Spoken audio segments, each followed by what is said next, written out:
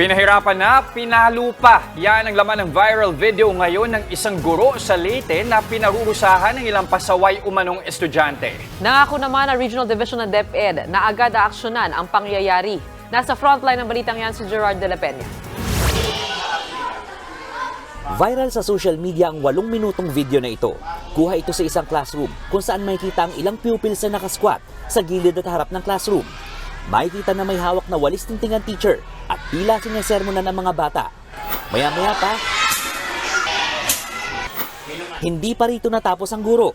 Sa isang banda kasi ay pinalo niya rin sa kamay ang 2 batang nakasquat gamit ang walis tingting. Ginawa yan ni Sir habang tila pinapagalitan niya ang mga bata. Hindi rin nakaligtas ang isa pang estudyante sa pamamalo ng guro.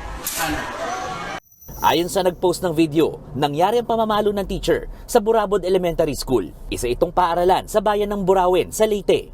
Sa ulat naman ng Philippine News Agency, sinabi nito na sinimula na ng Department of Education Division of Leyte ang investigasyon sa ginawang physical punishment ng guro. Sinusubukan pang kunan ng pahayag ng News 5 ang paaralan. Nagbabalita mula sa Frontline, Gerard de la Peña, News 5. Mga kapatid, Jess De Los Santos po, huwag magpahuli sa mga umaaksyong balita at napapanahong issue sa bansa. Para sa mas malawak na balitaan, mag-subscribe at mag-follow sa social media pages ng News 5.